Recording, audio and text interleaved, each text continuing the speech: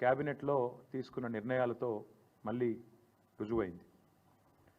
రాజ్యాంగం అమల్లోకి వచ్చిన 75 ఏళ్ల సంబరాల సందర్భంగా దశాబ్దాలుగా కాంగ్రెస్ చేతిలో మోసపోతున్నది రైతన్నలే అనే సందేశాన్ని ఇస్తూ ప్రభుత్వం 15,000 ఇస్తామని చెప్పి 12,000 మాత్రమే అంటూ నిన్న 1,00,000 కండిషన్లు పెట్టి మళ్ళీ ఒకసారి రాజ్యాంగాన్ని అపహాస్యం చేసే విధంగా ఇచ్చిన మాటలకు విలువ లేకుండా జనవరి 26 నాడు రైతు భరోసా పేరిట మోసానికి శ్రీకారం చుడుతున్నది రేవంత్ రెడ్డి ప్రభుత్వం. ఒకసారి మిగతా విషయాలు నేను చెప్పే ముందు మోసం, నయవంచన, దగ లాంటి మాట మేము ఎందుకు వాడాల్సి వస్తున్నది, ఎలాంటి బాధాకరమైన పరిస్థితుల్లో ఈ వ్యాఖ్యానాలు చేయాల్సి వస్తుందో మీకు వివరించే ప్రయత్నం నేను చేస్తాను. ముందుగా ఎన్నికలకు సరిగ్గా నెల రోజుల ముందు నుంచి 6 నెలల ముందు నుంచి రైతు డిక్లరేషన్ పేరిట వరంగల్లో వాళ్ళు మొదలుపెట్టిన రైతు డిక్లరేషన్ నుంచి తదనంతరం ఎన్నికల దాకా వాళ్ళు ఏం మాట్లాడారో దయచేసి ఒక్కసారి వారి మాటల్లోనే మీకు చూపెట్టే ప్రయత్నం చేస్తాను. ముందుగా ముఖ్యమంత్రి రేవంత్ రెడ్డి గారు ఆనాడు ప్రదేశ్ కాంగ్రెస్ కమిటీ అధ్యక్షుడిగా మాట్లాడిన మాటలు మీరు వింటారు. భరోసా పథకం కింద 15,000 కౌలు రైతులు కూడా ఇస్తాను. అది గుర్తింపు ఎట్లా అంటే ఇద్దరికి ఇస్తారా, యజమానికి ప్లస్ కౌలు రైతుకా, కౌలు రైతుకేనా? ఇప్పుడు స్పష్టంగా అందులో భూ యజమానికి మీకు అంటే మీరు ఎందుకు ఇంత క్లియర్ గా ఉన్నా కూడా మీకు అనుమానం వచ్చిందో స్పష్టంగా మళ్ళొక్కసారి చదివి వినిపిస్తాం మీకు. ఇందిరమ్మ రైతు భరోసా పథకం భూమి ఉన్న రైతులతో పాటు కౌలు రైతులకు కూడా ఏడాదికి ఎకరాకు 15,000, భూమి లేని ఉపాధి హామీ కూలీలకు ప్రతి ఏడాది 12,000. స్పష్టంగా ఏ మాత్రం శశపిశలు లేకుండా, అనుమానం లేకుండా, పదాలు అటు ఇటు కాకుండా పేర్చి కూర్చి ప్రజలకు స్పష్టంగా చెప్పినము. భూ యజమానికి వచ్చే 15,000 భూ యజమానికి వస్తాయి. భూ యజమానులు 58 లక్షల మంది ఉన్నారు, చిన్న సన్నకారు రైతులు కలిసి. కౌలు రైతు చట్టం తెచ్చినప్పుడు నమోదు చేయించుకునేది 15 లక్షల మంది. ఒకవేళ ఇప్పుడు ఎవరైనా కొత్తగా వచ్చినా కూడా మళ్ళీ నమోదు చేసుకోవడానికి అవకాశం ఇచ్చి చట్టబద్ధత కాంగ్రెస్ పార్టీ చేసింది. సో వాళ్ళందరినీ తీసుకొని ఒక 60 లక్షలు రైతులు ఉన్నారు అనుకుంటే, ఒక 15 లక్షల వీళ్ళు ఉన్నారు అనుకుంటే 75 లక్షల మంది అవుతారా, 80 లక్షల మంది అవుతారా, వాళ్ళందరినీ దృష్టిలో పెట్టుకొని ఈ పథకాన్ని మేము ముందుకు తీసుకురావడం జరిగింది. ఎలాంటి అనుమానం లేదు. భూ యజమానికి 15,000 వస్తుంది ఎకరాకు, కౌలు రైతుకు కూడా 15,000 వస్తుంది. కాబట్టి వాళ్లకు వీళ్లకు ఎలాంటి ఏమంటారు కాన్ఫ్లిక్ట్ ఆఫ్ ఇంట్రెస్ట్ ఏం లేదు. సో ఎలాంటి కాన్ఫ్లిక్ట్ ఆఫ్ ఇంట్రెస్ట్ లేకుండా పదాలు కూర్చి ఏర్చి తెలిసి పూర్తి స్థాయి అవగాహనతో, సోయితో, స్పృహతో కౌలు రైతులది కౌలు రైతులకు ఇస్తాం, భూ యజమానులది భూ యజమానులకు ఇస్తాం, ఇద్దరికి 15,000 రూపాయలు ఇస్తాం. మీకు ఎందుకు కన్ఫ్యూజ్ అవుతారు మీరు, నాకు అర్థమైతలేదంటూ పిసిసి అధ్యక్షుడిగా ఆనాడు రేవంత్ రెడ్డి గారు చెప్పిన మాట. ఆ తర్వాత మా హైకమాండ్ చెప్పింది, నేను చెప్తున్న మాట కాదు ఇది అని సోనియా గాంధీ గారిని ఉటంకిస్తూ వారు చెప్పిన మాట కూడా ఉంది. దయచేసి వినండి. ఎందుకంటే సోనియమ్మనే రైతు భరోసా పథకం కింద ప్రతి ఎకరానికి ప్రతి సంవత్సరానికి రైతులకు సహాయం అందించడానికి కౌలు రైతులతో సహా 15,000 రూపాయలు నువ్వు 10,000 బిచ్చమేస్తే మేము ఆత్మగౌరవం నిలబెట్టడానికి 15,000 రూపాయలు ఇస్తున్నాం. ఇదే కాదు, మీరు బిచ్చమేస్తే 10,000 మీరు బిచ్చమేస్తే మేము 15,000 రూపాయలు ఆత్మగౌరవాన్ని పెంచడానికి ఇస్తున్నామంటూ వారు చెప్పిన మాట. ఇదంతా మీరు చూసే ఉంటారు, మళ్ళొకసారి గుర్తు చేయడానికి మాత్రం. అది కూడా సోనియమ్మ చెప్పిన మాట అంటూ, ఇందిరమ్మ రాజ్యంలో సోనియమ్మ మాట నిలబెడతామంటూ సోనియా గాంధీ గారిని ఉటంకిస్తూ ముఖ్యమంత్రి రేవంత్ రెడ్డి చెప్పిన మాట. సరే, ఇక్కడ ఈ స్థాయి నాయకులు చెప్తే నమ్ముతలేరేమో అని చెప్పి వరంగల్లో రైతు డిక్లరేషన్ అనే ఒక భారీ బహిరంగ సభ పెట్టి వేలాదిగా రైతులను అక్కడ తీసుకొచ్చి రాష్ట్ర వ్యాప్తంగా అక్కడ కూడా ఢిల్లీ నుంచి వచ్చిన రాహుల్ గాంధీ గారితో కూడా ఇదే మాట చెప్పించారు. దయచేసి అది కూడా ఒకసారి రాహుల్ గాంధీ గారి బయట కూడా మీరు వినాలి. हमने वरंगल डिक्लेरेशन किया और उसमें हमने तेलंगाना के किसानों से वायदे किए. मैंने कर्जा माफी की बात की, एमएसपी की बात की, 15,000 रुपए प्रति एकड़ डायरेक्ट बेनिफिट हम किसानों को देने जा रहे हैं. और रेवंत जी ने पूरा डिक्लेरेशन पढ़ा। ये सिर्फ एक डिक्लेरेशन नहीं है, ये किसानों के लिए कांग्रेस पार्टी की गारंटी है। ఇది డిక్లరేషన్ కాదు, కాంగ్రెస్ పార్టీ రైతులకిచ్చే ఒక గ్యారంటీ. రేవంత్ రెడ్డి గారు కూడా మొత్తం చదివిన డిక్లరేషన్ నేను కూడా చదువుతున్నా అని చెప్పి 15,000 రూపాయలు ఖచ్చితంగా ఇస్తామని చెప్పి రాహుల్ గాంధీ గారు వరంగల్లో వేలాది మంది రైతుల సమక్షంలో తెలంగాణ రైతులకు ఇచ్చిన మాట. అందుకే ఇవాళ తెలంగాణ ప్రభుత్వం తీసుకున్న ఈ నిర్ణయం ఏదైతే ఉందో 15,000 రూపాయలు ఇస్తాం ఎకరానికి అని చెప్పి ఇవాళ 12,000కే కుదించి సంబురాలు చేయమంటున్న రేవంత్ రెడ్డి ప్రభుత్వం ఖచ్చితంగా తెలంగాణ ప్రజానీకాన్ని, తెలంగాణ రైతాంగానికి తీరని ద్రోహం చేస్తున్నది, తీరని అన్యాయం చేస్తున్నది. ఈ ద్రోహాన్ని, ఈ వంచనని తెలంగాణ రైతులు ఎట్టి పరిస్థితిలో మరి క్షమించరు అనేది తప్పకుండా మా పార్టీ యొక్క ఆలోచన. అందుకే నమ్మి ఓటేసిన పాపానికి డిక్లరేషన్ల పేరిట మీరిచ్చిన వాగ్దానాలు, గ్యారంటీల పేరిట మీరు చెప్పిన మాటలు పచ్చి మోసం అని చెప్పి ఇవాళ తెలంగాణ రైతన్నలందరికీ అర్థమైంది. కాంగ్రెస్ పార్టీని ఖచ్చితంగా భవిష్యత్తులో పాతరేస్తారని చెప్పి మేమైతే బలంగా అనుకుంటా ఉన్నాం. నిజంగా చెప్పాలంటే మోసం అనే పదం కాంగ్రెస్ పార్టీకి సంబంధించినంత వరకు చాలా చిన్న పదం. దగా, నయవంచన, ఈ పదాలు కూడా నిజంగా చెప్పాలంటే సరిపోవు. డిక్షనరీలో కొత్త పదాలు ఎతకాలి వీళ్ళు చేసిన ఈ ద్రోహానికి. అందుకే ఇది ఒక చీకటి అధ్యాయంగా మిగిలిపోతుంది.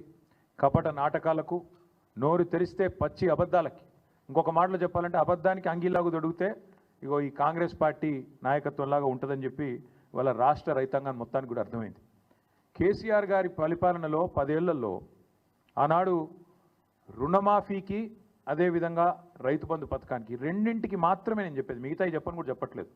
డైరెక్ట్గా రైతుల ఖాతాల్లో పడ్డ పైసల గురించి మాత్రమే చెప్తున్నాను నేను. రైతు బంధు రూపంలో 73,000 కోట్లు, 27,500 కోట్ల రూపాయలు మీకు రుణమాఫీ రూపంలో. ఈ 2 పథకాలు మాత్రమే 1,00,000 కోట్ల రూపాయలు ఇవాళ రైతుల ఖాతాల్లో వేసిన ఘనత కేసీఆర్ ప్రభుత్వంది. ఇవాళ ఎన్నికల్లో మాట ఇవ్వకపోయినా, ఎన్నికల్లో ఓట్ల కోసం మీలాగా డిక్లరేషన్ల పేరిట మోసం చేయకపోయినా, రైతు బంధు లాంటి పథకాన్ని భారతదేశంలో పెట్టిన మొట్టమొదటిసారి పెట్టిన నాయకుడు స్వతంత్ర భారతదేశంలో కేసీఆర్ గారు. అందుకే కేసీఆర్ గారు రైతు బంధుగానే ఉంటారు, రేవంత్ రెడ్డి రాబందుగానే మిగిలిపోతాడు, రైతుల పాలిట రాబందుగానే మిగిలిపోతాడనే మాట నేను ఖచ్చితంగా చెప్తా ఉన్నాను. రేవంత్ రెడ్డి గారే చెప్పినారు, ఇంకా చెప్పాలంటే చాలా వీడియోలు ఉన్నాయని చెప్పిన మాటలు. డిసెంబర్ 3కు ముందు తీసుకుంటే 5,000, డిసెంబర్ 3 తర్వాత తీసుకుంటే 7,500 రూపాయలు ఇస్తానని చెప్పి ఆనాడు ఎన్నికల కమిషన్కు ఉత్తరం రాసి రైతు బంధు ఆపి సన్నాయి నొక్కులు నొక్కిన వాడు రేవంత్ రెడ్డి. ఆ రోజు 10,000 రూపాయలు కేసీఆర్ గారు 2 పంటలకు ఇస్తుంటే 3 పంటలకు ఇయ్యవా, 3వ పంటకి ఇయ్యవా అని అవహేళన చేసిన వాడు రేవంత్ రెడ్డి.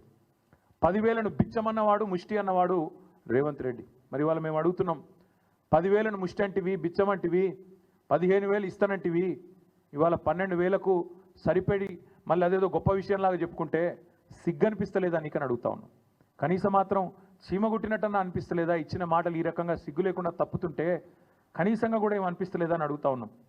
ఓడదాటదాకా ఓడమల్లన్న, ఒడ్డుకెక్కినాక బోడమల్లన్న. ఇక అది కాంగ్రెస్ పార్టీ యొక్క వైఖరి మొదటి నుంచి కూడా. రాహుల్ గాంధీ నుంచి మొదలు పెడితే రేవంత్ రెడ్డి దాకా అందరి వైఖరి అదే. నేను అడుగుతా ఉన్నా రాహుల్ గాంధీని కూడా, కష్టం వస్తే వస్తా అంటివి, ఇది నా గ్యారంటీ అంటివి, పిలువుండ్రి వస్తా అంటివి. వాళ్ళ తెలంగాణ రైతులు అడుగుతున్నారు, రాహుల్ గాంధీ గారు ఎక్కడున్నారు మీరు? అసలు మీ ప్రభుత్వం ఇన్ని మోసాలకు పాల్పడుతుంటే, రైతు భరోసాని కూడా ఇవాళ రైతు నిరాశగా మారుస్తుంటే, రాష్ట్రంలోని రైతాంగాన్ని నయవంచన చేసి గొంతుకొస్తుంటే ఎక్కడ ఉన్నావు రాహుల్ గాంధీ? నేను అడుగుతా ఉన్నా. వచ్చే దమ్ముందా? వరంగల్కి వస్తావా? ఏదైనా ఒక గ్రామానికి వచ్చి రైతులతో కూర్చుంటావా? మాట్లాడతావా? కనీసం ఎందుకు ఈ రకంగా మోసం చేస్తున్నదో నీ రేవంత్ రెడ్డి ప్రభుత్వం చెప్పే ధైర్యం ఉందా? మేనిఫెస్టోలో ఇచ్చిన మాటను నిలబెట్టుకున్నందుకు ముందుగా ముఖ్యమంత్రి నుంచి మొదలు పెడితే రాహుల్ గాంధీ దాకా ఖచ్చితంగా తెలంగాణ రైతాంగానికి క్షమాపణ చెప్పాల్సిందే. మీరే ఇచ్చినారు వ్యవసాయ డిక్లరేషన్ అని, మీరే చెప్పినారు మాటలు, బోనస్ అన్నారు, ఇంకోటి అన్నారు, చాలా బోగస్ మాటలు మాట్లాడినారు. కానీ వీటన్నిటికంటే దరిద్రం, వీటన్నిటికంటే నికృష్టమైన మాట నిన్న రేవంత్ రెడ్డి గారు మాట్లాడినారు. ఇది పేపర్లో రిపోర్ట్ అయింది, దాని ప్రకారమే నేను మాట్లాడుతూ ఉన్నా. తెలంగాణ కాకుండా ఉమ్మడి ఆంధ్రప్రదేశ్లోనే బాగుండే ప్రభుత్వ ఉద్యోగులకనే ఒక నికృష్టమైన భావదారిద్రపు మాట తెలంగాణ ముఖ్యమంత్రి మాట్లాడడం అనేది ఇది నిజంగా కూడా తెలంగాణ ఆత్మగౌరవాన్ని కించపరచడమే. అసలు నీకు సిగ్గుందా? ఉద్యమంలో ఎన్నడూ రాలేదు కనీసం కలిసి. ఇవాళ సిగ్గు లేకుండా ఆ ముఖ్యమంత్రి పదవిలో కూర్చొని కూడా ఈ భావదారిద్రపు మాట మాట్లాడడానికి ఒక తెలంగాణ బిడ్డవు కదా, కనీసం రేషమని ఉండాలి కదా. ఎక్కడున్న తెలంగాణ ఎక్కడ పోయిందండి? 10 ఏళ్లలో భారతదేశానికే ఆదర్శంగా నిలబడ్డ తెలంగాణను పట్టుకొని ఉమ్మడి ఆంధ్రప్రదేశ్లోనే బాగుండే పరిస్థితులను మాట్లాడడానికి నీకు మనసెట్లొచ్చింది? నీ రాష్ట్రాన్ని నువ్వే కించపరచడానికి నువ్వు ముఖ్యమంత్రి అనే ఇంగితం కూడా నీకు లేదా? ఆ మాత్రం సోయి కూడా లేదా అని బాధతో అడుగుతా ఉన్నా. ఒక ముఖ్యమంత్రి పదవిలో కూర్చున్నావు, అదృష్టవంతుడివి నువ్వు. ఎంత గొప్పగా మాట్లాడాలి నువ్వు నీ రాష్ట్రం గురించి, నీ ప్రభుత్వం గురించి కూడా గొప్పగా చెప్పుకోవద్దంటలేదు మేము. కానీ రాష్ట్రాన్ని చిన్నగా చేసి చూపెట్టడం అనే దౌర్భాగ్యం అనేది అయితే ఉందో నిజంగా కూడా బాధాకరం. ఇంకా దారుణం ఏంటంటే రాష్ట్రాన్ని చిన్నగా చేస్తాడు. ప్రభుత్వ ఉద్యోగుల పరిస్థితి అట తెలంగాణలో బాగా లేకుండానట, ఉమ్మడి ఆంధ్రప్రదేశ్లో బాగుండేనట. ఎందుకు 73% జీతం పెంచినందుకు బాగా లేకుండేనా? లేకపోతే భారతదేశంలోనే హైయెస్ట్ పే స్కేల్ కేంద్ర ప్రభుత్వ ఉద్యోగుల కంటే కూడా అత్యధికంగా జీతాలు ఇచ్చినందుకు బాగా లేకుండేనా? అత్యధికంగా పెన్షన్లు ఇచ్చినందుకు బాగా లేకుండేనా? లేదా ఇదే ప్రభుత్వ ఉద్యోగులు మన రాష్ట్రాన్ని అగ్రభాగాన భారతదేశంలో నిలబెట్టినందుకు బాగా లేకుండేనా? ప్రపంచంలోనే అతిపెద్ద లిఫ్ట్ ఇరిగేషన్ ప్రాజెక్టు కట్టింది ఇదే ప్రభుత్వ ఉద్యోగులు కాదా? ఇదే ప్రభుత్వంలోని ఇరిగేషన్ డిపార్ట్మెంట్ కాదా? రాష్ట్రాన్ని భారతదేశంలోనే తలసరి ఆదాయంలో నిలబెట్టింది అగ్రభాగాన ఇదే ప్రభుత్వ ఉద్యోగులు, ఇదే ప్రజలు కాదా? రాష్ట్రాన్ని వ్యవసాయంలో ఇబ్బడి ముబ్బడిగా ఉత్పత్తులు వచ్చినాయంటే ఒకవైపు వ్యవసాయ శాఖ అధికారులు, తెలంగాణ రైతులు అందరూ కలిసి కష్టపడితేనే కదా ఫలితాలు వచ్చినాయి. మరి అట్లాంటిది తెలంగాణలో ప్రభుత్వ ఉద్యోగుల పరిస్థితి బాగాలేదు, ఉమ్మడి ఆంధ్రప్రదేశ్లోనే బాగుండే అనే నికృష్టపు మాట ముఖ్యమంత్రి నోట రావచ్చునా? ఇవన్నీ కాకుండా పచ్చి అబద్ధాలు చెప్పడమే వీళ్ళు అలవాటుగా మార్చుకున్నారు. ఎందుకు ఇస్తలేవా రేవంత్ రెడ్డి పెన్షన్లు అంటే పచ్చి అబద్ధం. ఎందుకు ఇస్తలేవా రేవంత్ రెడ్డి 100 రోజుల్లో 6 గ్యారంటీలు అంటే ఆర్థిక పరిస్థితి లేదు, దివాలా తీసినది, నాశనం అయిపోయింది, అప్పుల పాలైపోయింది అని దివాలా కోరు మాటలు మాట్లాడుతున్నాడు ముఖ్యమంత్రి. నేను ఇదే ముఖ్యమంత్రి, ఇదే కాంగ్రెస్ పార్టీ నాయకులు ఎన్నికలకు ముందు మీరు అడిగినారు, రిపోర్టర్లు నిలదీసినారు. మీరు I applaud you, I congratulate you. మీరు అడిగినారు సూటిగా, మీరు అడ్డగోలు హామీలు ఇస్తున్నారు, ఎట్లా అమలు చేస్తారు అని అడిగినారు. అడిగితే ఆ రోజు పెద్ద పెద్ద డైలాగులు కొట్టిండ్రు. మాకు అంతరికే, మేము 100 సంవత్సరాల పార్టీ, మాకు తెలియదా, మీరు మాకు చెప్పేటోళ్ళ, మేము పెద్ద పోటుగాళ్ళం అని బిల్డప్ ఇచ్చిందే వీళ్ళు. ఒక్కసారి వినండి మేము చెప్పిన మాటలు. మేము కాదు, వాళ్ళు చెప్పిన మాటలు. ఆ రోజు రేవంత్ రెడ్డి గారు పిసిసి ప్రెసిడెంట్ రాష్ట్ర ఆర్థిక పరిస్థితి గురించి మాట్లాడిన మాటలు వినండి. ఎవరు చెప్పారు? ఎవరన్నారు ఆ మాట? అంటున్న కర్ణాటక రాష్ట్రానికంటే తెలంగాణ రాష్ట్రం ఆదాయం తక్కువ అని. అది తప్పుడు ప్రచారం. అక్కడ ఉన్న 224 అసెంబ్లీలు, అక్కడ ఉన్న జనాభా ఎంత, రాష్ట్రం బడ్జెట్ ఎంత, ఇక్కడ ఉన్న జనాభా ఎంత, ఈ రాష్ట్రం బడ్జెట్ ఎంత. దేశంలోనే అత్యధిక ఆదాయం ఉన్న రాష్ట్రం తెలంగాణ రాష్ట్రం. దేశంలోనే అత్యధిక ఆదాయం ఉన్న రాష్ట్రం తెలంగాణ రాష్ట్రం. అదేమో ప్రతిపక్షంలో ఉన్నప్పుడు, ఇప్పుడేమో వేరే మాట మాట్లాడి అది కూడా చూపెడతా.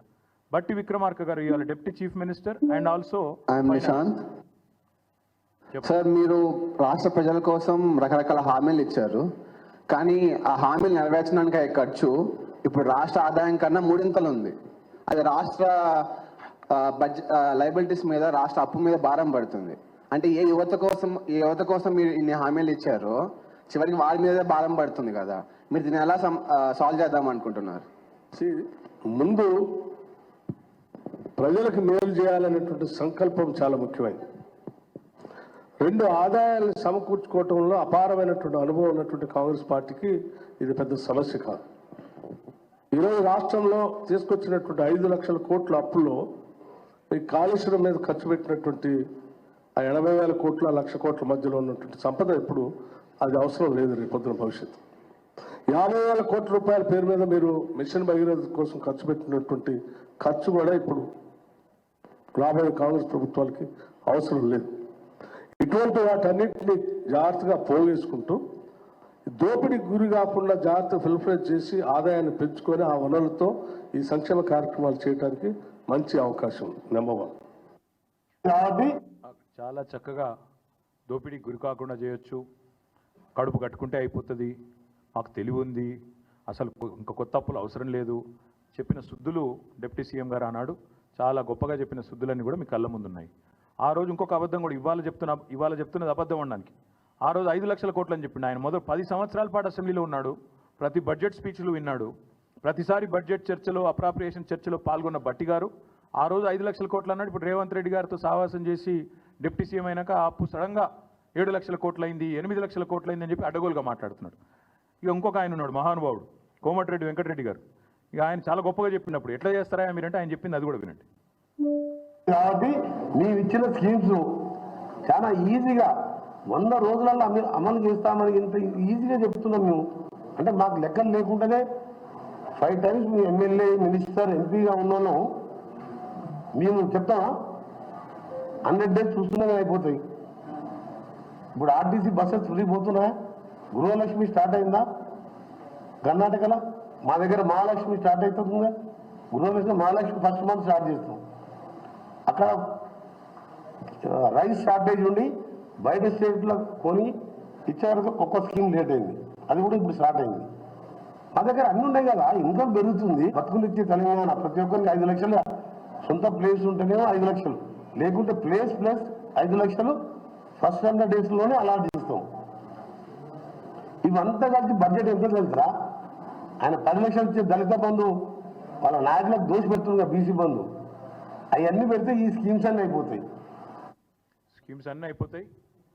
10 లక్షలు ఇచ్చే దళిత బంధు బంద్ చేయాలి, బీసీ బంధు బంద్ చేయాలి. 100 రోజుల లోపలనే ఇండ్లు లేని వాళ్ళకి ఇండ్లు ఇస్తాం, ప్లాట్ కూడా లేకపోతే ప్లాట్ ఇస్తాం, మీదికి 5 లక్షలు ఇస్తాం, 100 రోజుల లోపలనే ఇస్తాం. ఇవన్నీ వీళ్ళు మాట్లాడిన మాటలు, వీళ్ళు చెప్పిన హామీలు. బాధ ఎక్కడ అనిపిస్తుంది అంటే, సరే ఓట్ల కోసం ఇష్టం వచ్చినట్టు నోరు ఎట్లా ఉంటే అట్లా నారికి ఎంత వస్తే నోటికి ఎంత ఇస్తంతా మాట్లాడినారు. కానీ ఇవాళ బాధ్యతాయుతమైన పదవుల్లో కూర్చొని మంత్రులుగా, ఉప ముఖ్యమంత్రిగా, చీఫ్ మినిస్టర్గా ఇవాళ మాట్లాడుతూ ఆర్థిక పరిస్థితి బాగాలేదు అని చెప్పడానికి సిగ్గనిపిస్తలేదా? బాగాలేనిది ఆర్థిక పరిస్థితి కాదు, మీ మానసిక పరిస్థితి. బాగాలేనిది మీ మానసిక పరిస్థితి బాగాలేదు. మీకు ఇక్కడ గుజ్జు లేకపోతే మేమేం చేస్తాం దానికి? మీకు తెలివి లేదు, రాష్ట్రాన్ని నడిపే తెలివి లేదు, పరిపాలన చేత కాదు. కాబట్టి నోటికొచ్చిన వ్యాఖ్యానాలు చేస్తూ ఉన్నారు. చక్కదిద్దాల్సిన సీట్లో కూర్చొని చేతగాని మాటలు మాట్లాడితే ప్రజలు ఏమనుకుంటారు? మీకు లోన్లు ఇచ్చే ఇన్స్టిట్యూషన్స్ ఏమనుకుంటాయి? దేశంలోని మిగతా పార్టీలు ఏమనుకుంటాయి? మిగతా రాష్ట్రాలు ఏమనుకుంటాయి అనే కనీస సోయి కూడా లేదా? అసలు మిమ్మల్ని కూర్చోబెట్టింది ఎందుకు?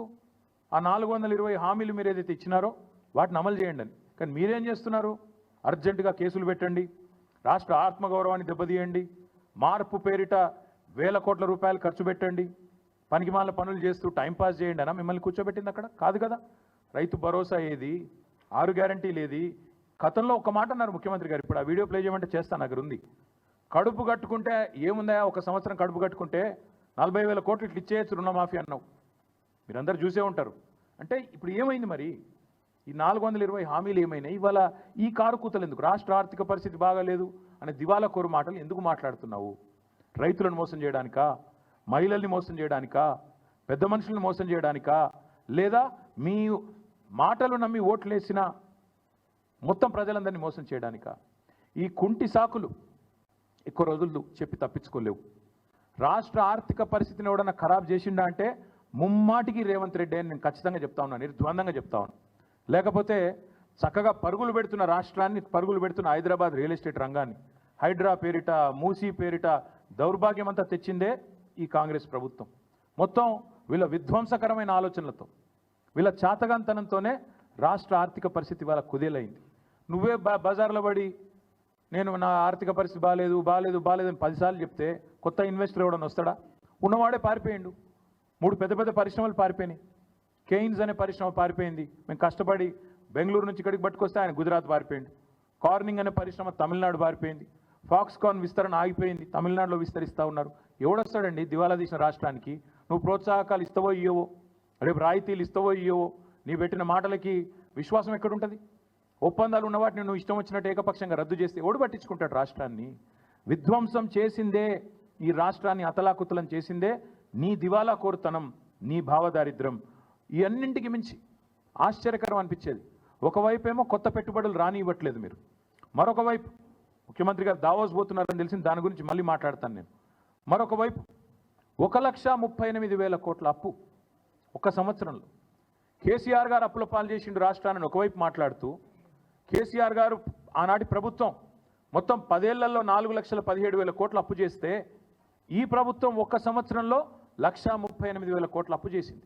అంటే కేసీఆర్ గారి ప్రభుత్వం సంవత్సరానికి 41,000 కోట్ల అప్పు చేస్తే ఈ ప్రభుత్వం దానికి 3.5 రెట్లు ఎక్కువ ఒకటే సంవత్సరంలో 1,38,000 కోట్ల అప్పు చేసింది.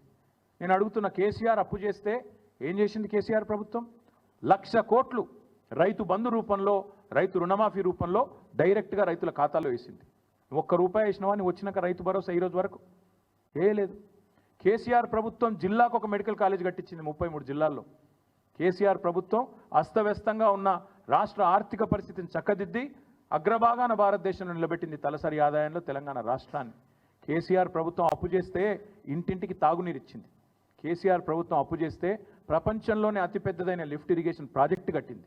కేసీఆర్ ప్రభుత్వం అప్పు చేస్తే కొత్త మెడికల్ కాలేజీలు కట్టింది, కొత్త హాస్పిటల్ హైదరాబాద్ చుట్టూతా కట్టింది. హైదరాబాద్ నిండా ఇవాళ ఫ్లైఓవర్లు కనబడతా ఉన్నాయి, అండర్ పాస్లు కనబడతా ఉన్నాయి. కేసీఆర్ చేసిన అప్పుకు ఇవాళ ప్రత్యక్షంగా ఫలితాలు కనబడుతున్నాయి. నేను అడుగుతున్న రేవంత్ రెడ్డి, 1,38,000 కోట్ల అప్పు ఒక్క సంవత్సరంలో చేస్తేవే రైతు బంద్ చేసినవా? వేయలే. రైతు భరోసా ఇచ్చినవా? ఇయ్యలే.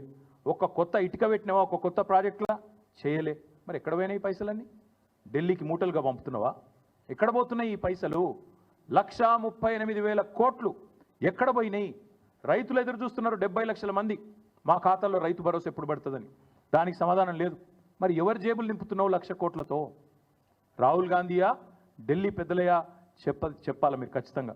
ఇంకొక మాట, ఈ దివాలాకోరు ముఖ్యమంత్రికి నేను చెప్తా ఉన్నా, రాష్ట్రం దివాలా తీయలేదు, దివాలా తీసింది నీ బుర్రా. These are reports of RBI. ఈయన ముఖ్యమంత్రి చెప్పిన పచ్చి అబద్ధాలు మీ ముందు పెట్టాలి, ఎందుకంటే ప్రజలకు కూడా తెలవాలా ఈయన మాట్లాడే మాటలు పచ్చి జూటా మాటలని.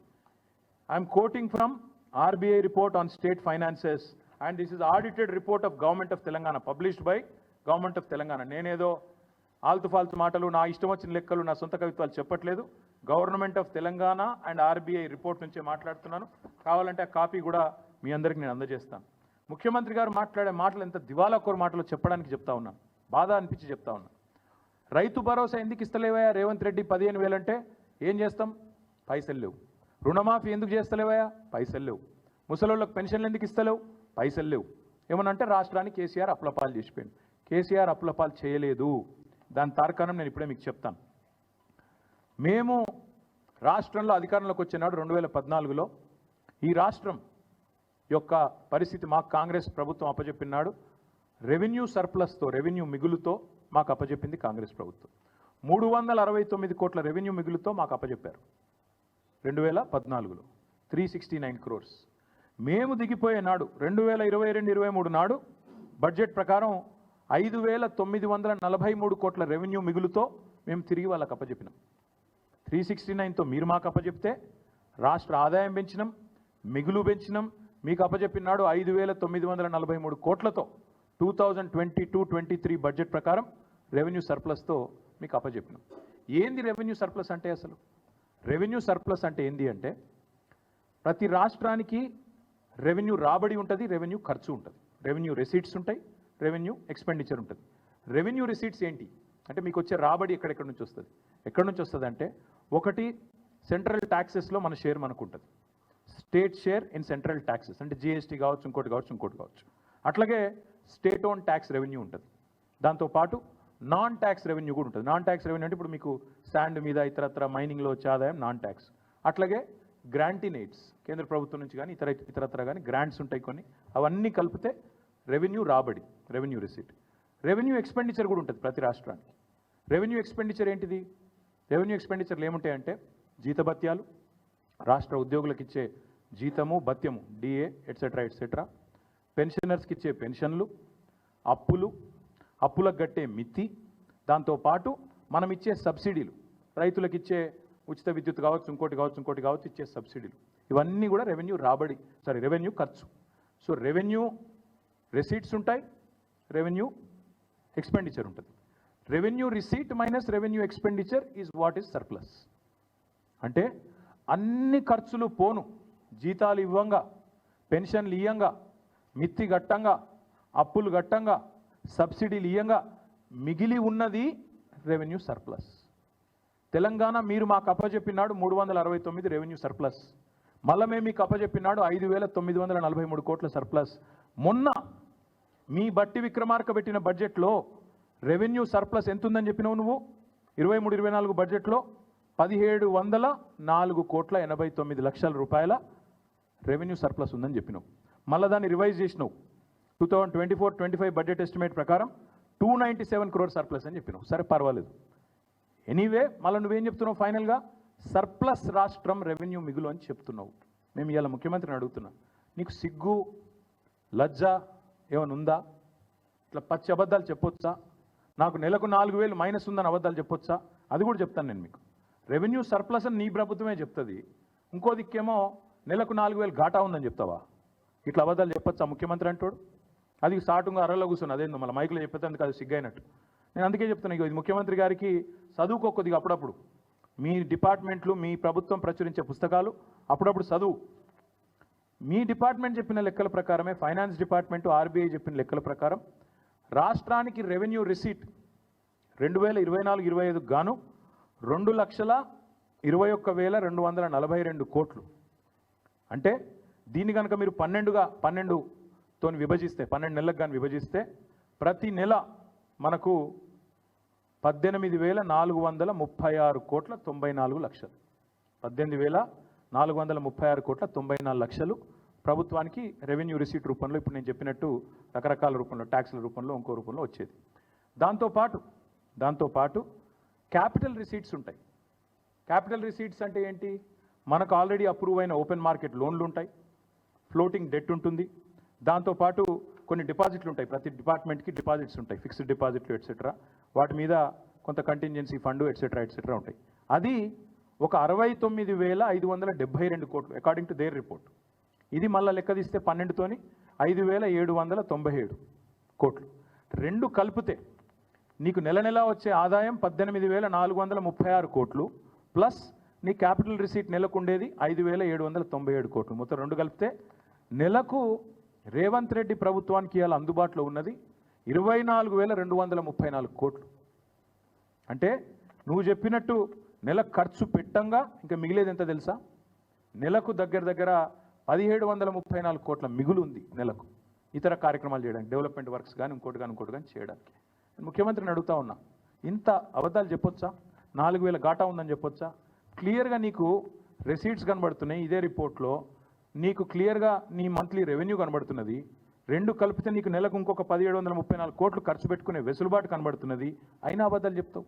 ఇంకొక దారుణమైన మాట చెప్పినాడు, జీతాలకి. ఇది నేను ఊరికైనా చెప్పట్లేదు, ఇది కూడా రేవంత్ రెడ్డి గారు చెప్పిన మాట. జీతాలకి నెలకు 6,500 కోట్లు అవుతుందని రేవంత్ రెడ్డి గారు చెప్పారు. ఏమని? 18,500 కోట్లు payment of salaries of employees అని చెప్పాడు. కానీ ఎంత పచ్చి అబద్ధపు మాట అంటే అది. ఎందుకంటే మళ్ళీ పీఆర్సీ ఇవ్వకుండా తప్పించుకుంటుంది ఇదంతా. పీఆర్సీ ఇవ్వద్దు, డిఏలు ఎగ్గొట్టాలి, ఏదో ఒకటి చెప్పి మొత్తానికి ఆగమాగం చేయాలి. అది కూడా ఎంత జూట మాట అంటే, మా దగ్గర ఇదే రిపోర్ట్ ప్రకారం లెక్కలు ఉన్నాయి. ఇవాళ ఆర్బీఐ లెక్కల ప్రకారం జీతాలకు మొత్తం సంవత్సరానికి 40,000 కోట్లు, పెన్షన్లకు 11,641 కోట్లు, జీతాలకు 40,782 కోట్లు. రెండు కలిపితే కూడా మీకు 52,424 కోట్లు. అంటే డివైడెడ్ బై 12 వేసుకోండి, నెలకి ఎంత పోతుంది? 4,360 కోట్లు. మరి రేవంత్ రెడ్డి గారు 6,500 కోట్లు అని చెప్పి బడాయించి చెడాయించి నోటికొచ్చిన లెక్క చెప్తాడు. 4,300 కోట్లు ఎక్కడా? 6,500 కోట్లు ఎక్కడ? ఒక ముఖ్యమంత్రికి ఇన్ని పచ్చబద్దాలు చెప్పొచ్చా? I stand for any scrutiny. ఇది నేను చెప్పేది ఖచ్చితంగా స్టేట్ ఫైనాన్స్ రిపోర్ట్ నుంచి, వాళ్ళు ఆడిట్ చేసిన రిపోర్ట్, ఇది నాది కాదు. ఆర్బీఐ వాళ్ళు ఇచ్చిన రిపోర్టు, తెలంగాణ గవర్నమెంట్ ఆడిట్ చేసిన రిపోర్ట్. ఇంత కరెక్ట్గా ఇంత క్లియర్గా ఉంటే ఇన్ని పచ్చబద్దాలు చెప్పి తప్పించుకుంటారని ముఖ్యమంత్రి ఎట్లా అనుకుంటుండో మాకు అర్థమవుతలేదు. అందుకే నేను రేవంత్ రెడ్డిని డిమాండ్ చేస్తా ఉన్నా, రాబడి ఇట్లుంది, ఖర్చు అట్లుంది, నీ దగ్గర మిగులు ఉంది, మరి ఎందుకు ఇవ్వవు రైతు భరోసా? ఎందుకు ఇవ్వవు 15,000? వానాకాలం నువ్వేదైతే 7,600 కోట్లు ఎగ్గొట్టినవో దాని మీదికెళ్ళి నువ్వు ఇవ్వాల్సిన ఇంకొక 2,500 ఎకరానికి కలిపి మొత్తం నువ్వు ఒక్కొక్క ఎకరానికి బాకీ ఉన్నావు రేవంత్ రెడ్డి. మొత్తం రైతులకు, రాష్ట్ర రైతాంగానికి 26,000 కోట్లు బాకీ ఉన్నావు. ఒక ఎకరం ఉన్న రైతుకు నువ్వు బాకీ పడ్డది 17,500 రూపాయలు. నిన్ను వదిలిపెట్టం. నువ్వు ఆ బాకీ చెల్లించేదాకా, ఒక్కొక్క ఎకరానికి 17,500 ఇచ్చేదాకా ఈ సంవత్సరానికి నేను వదిలిపెట్టం. ఎట్టి పరిస్థితుల్లో నేను తప్పించుకొని ఇయ్యం. అందుకే రేపు రాష్ట్ర వ్యాప్తంగా మా సోదరులకు, రైతు సోదరులకు, మా బీఆర్ఎస్ పార్టీ నాయకులకు, కార్యకర్తలకు మేము పిలుపునిస్తూ ఉన్నాం. ఈ ప్రభుత్వం అబద్ధాలు చెప్పి అప్పుల పాలైన రాష్ట్రం అని దివాలాకోరు మాటలు చెప్పి తప్పించుకునే ప్రయత్నం చేస్తున్నది. ఈ లెక్కలు నేను మీకు పంపిస్తాను, ఊరూరికి పంపిస్తాం, తెలుగులో ఇంగ్లీష్లో ఎండగడదాం, అవసరమైతే ఊరూరికి ఫ్లెక్సీలు పెడదాం, ఏం జరుగుతున్నది ఈ రాష్ట్రంలో వివరంగా చెబుదాం. అందుకే ఈ రాష్ట్రంలోని రైతాంగానికి మేము చేసే విజ్ఞప్తి, వాళ్ళు ఏ మాట అయితే చెప్పారో రైతు డిక్లరేషన్లో గ్యారంటీల రూపంలో 6 గ్యారంటీల రూపంలో 100 రోజులు అని చెప్పినారో అమలయ్యేదాకా ఎంబడబడదాం. మన అసెంబ్లీ ముంగటున్న గన్ పార్క్ నుంచి మొదలు పెడితే గల్లీ దాకా, అంటే గ్రామం నుంచి మొదలు పెడితే అసెంబ్లీ దాకా ఎంబడబడదాం. ఢిల్లీలో రాజ్యసభ సభ్యులు ఉన్నారు, పార్లమెంట్లో వాళ్ళు కూడా ఎంబడబడతారు. కాంగ్రెస్ పార్టీ మాట నిలబెట్టుకోవాలని అక్కడ వారు కూడా గర్జిస్తారు. ప్రతి ఎకరానికి మీరే చెప్పారు 2 పంటలకు 15,000 ఇస్తామన్నారు. 15,000 ఇచ్చి తీరాల్సిందే. ఇవ్వకపోతే కాంగ్రెస్ నాయకులు ప్రజాక్షేత్రంలో ఎట్లా తిరుగుతారో మేము కూడా చూస్తాం. రైతులకు మేము విజ్ఞప్తి చేస్తున్నాం, పిలుపునిస్తున్నాం. ఈ నయవంచనకు పాల్పడ్డ కాంగ్రెస్ను నిలదీయండి. ఎక్కడికక్కడ కాంగ్రెస్ కార్యకర్తలను, కాంగ్రెస్ నాయకులను అడగండి, కాంగ్రెస్ ప్రజాప్రతినిధులను అడగండి, ఏమైందయ్యా, ఎందుకు అబద్ధాలు చెప్తున్నారు, రాష్ట్రం అప్పుల పాలైందని చెప్పి దివాలాకోరు మాటలు ఎందుకు మాట్లాడుతున్నారు అడగండి. అదేవిధంగా మీకు బాకీ ఉన్న 17,500 రూపాయలు ఎకరానికి ఖచ్చితంగా ఇచ్చేదాకా కాంగ్రెస్ పార్టీని ఎక్కడికక్కడ నిలదీయండి అని పిలుపునిస్తూ ఉన్నాం. రేపు రాష్ట్ర వ్యాప్తంగా అన్ని మండలాల్లో మా పార్టీ నాయకులు, మా పార్టీ కార్యకర్తలు వివిధ రూపాల్లో రేపు జిల్లాలలో, నియోజకవర్గాలలో, మండలాల్లో ఎక్కడికక్కడ రాష్ట్ర రైతాంగానికి మద్దతుగా, సంఘీభావంగా, ఈ మోసానికి వ్యతిరేకంగా నిరసనలు కార్యక్రమాలు వివిధ రూపాల్లో చేపడతాం. ఈ ప్రభుత్వం దిగొచ్చేదాకా ఈ నిరసనలు ఒక్కరోజుతో వదిలిపెట్టాం, చూస్తాం. రేపు నిరసన చెప్తాం. ప్రభుత్వం సంక్రాంతి వరకు ఏదైతే వేస్తానంటుందో రైతు భరోసా జనవరి 26 నుంచి ప్రారంభం అంటున్నారు. సంక్రాంతి తర్వాత వీళ్ళు మాట నిలుపుకుంటారా, 15,000 ఇస్తారా, ఇయ్యరా, తప్పకుండా చూస్తాం. అట్లాగే మేము గమనిస్తూ ఉన్నాం జాగ్రత్తగా. పత్తి రైతును మోసం చేసే ప్రయత్నం, కంది రైతులను మోసం చేసే ప్రయత్నం, ఎవరైతే లాంగ్ డ్యూరేషన్ క్రాప్స్ చేసే రైతులు ఉన్నారో 6-7 నెలల పంట, 2వ పంట వేసుకోవడానికి అవకాశం లేని వాళ్ళను మోసం చేస్తారా, వాళ్ళకు కూడా ఇస్తారా చూస్తాం. నిన్న మొన్నటిదాకా ప్రమాణపత్రం ఇవ్వాలి రైతులు అన్నారు. మరి ప్రమాణపత్రం అడుగుతారా లేదా యథావిధిగా వేస్తారా అది కూడా గమనిస్తాం. హార్టికల్చర్ రైతులు ఉన్నారు, పామాయిల్ రైతులు, నిమ్మ, బత్తాయి, దానిమ్మ, మామిడి, ఇట్లా పెద్ద ఎత్తున లక్షల ఎకరాల్లో సాగు చేస్తున్న రైతులు ఉన్నారు. వాళ్ళకు కూడా ఇస్తారా, ఇయ్యరా చూస్తాం. ఉద్యోగస్తులకు ఇయ్యమని చెప్పి కోతలు పెట్టే ప్రయత్నం చేస్తూ ఉన్నారు. ఉద్యోగస్తులకు భూమితోని సంబంధాన్ని తెంపే ప్రయత్నం చేస్తున్నారు. దాన్ని కూడా తప్పకుండా కనిపెట్టుకుంటాం. వారికి కూడా ఖచ్చితంగా ఇవ్వాలని చెప్పి మేము డిమాండ్ చేస్తూ ఉన్నాం. ఎందుకు చెప్తున్నా ఈ మాట అంటే ఆవేదనతో. ఈ పథకం ప్రపంచ చరిత్రలో కాదు, ఎక్కడా కూడా ఏ నాయకుడు ఆలోచించిన ఒక అద్భుతమైన పథకం రైతు బంధు. అట్లాంటి పథకాన్ని ఇలా బొందబెట్టే ప్రయత్నం చేస్తూ ఉన్నారు. మా అంచనా అయితే ఇది కూడా ఇప్పుడు నిన్న చెప్పిన డైలాగ్ కూడా స్థానిక సంస్థల గండాన్ని దాటడానికే తీసుకున్నారు ఈ లైన్. స్థానిక సంస్థల తర్వాత రైతు బంధును బొందబెట్టి భూస్థాపితం చేసి ఏదో అయిపోయింది, రాష్ట్ర ఆర్థిక పరిస్థితి బాగలేదని చెప్పి మొత్తం పథకాన్ని రద్దు చేయడానికి రేవంత్ రెడ్డి ప్రభుత్వం ఇవాళ ఆలోచన చేస్తున్నట్టు మాకు కనబడుతున్నది, కుట్ర చేస్తున్నట్టు మాకు కనబడుతున్నది. అందుకే రాష్ట్ర రైతాంగానికి మేము విజ్ఞప్తి చేస్తూ ఉన్నాం, రైతు బంధు పథకాన్ని కాపాడుకోవాలి అంటే మీరందరూ కథానాయకులు కావాలి. ఎక్కడి వాళ్ళక్కడ రాష్ట్ర రైతులు కథానాయకులు కావాలి. తప్పకుండా కాంగ్రెస్ నాయకులను ఎక్కడికక్కడ నిలదీయాలి. ఎందుకంటే ఇది మా పార్టీ సమస్య కాదు, నిరంజన్ రెడ్డి గారిదో, నా సమస్యనో, లక్ష్మయ్య గారిదో కాదు. ఇది రాష్ట్ర వ్యవసాయానికి సంబంధించినంత వరకు రాష్ట్ర వ్యవసాయానికి వెన్నుముకగా నిలబడ్డ, రాష్ట్ర రైతుకు వెన్నుముకగా నిలబడ్డ ఒక మహత్తరమైన పథకానికి సంబంధించిన భవిష్యత్తు యొక్క సమస్య. దయచేసి ఎక్కడి వారు అక్కడ కథానాయకులు కావాలి, నిరసనలో పాల్గొనాలి. రాష్ట్ర ప్రభుత్వం దిగొచ్చేదాకా, ఇచ్చిన మాట నిలుపుకునేదాకా ఈ నిరసనల పర్వం కొనసాగుతుందని చెప్పి తెలియజేస్తూ మీ అందరికి కూడా ధన్యవాదాలు. Thank you.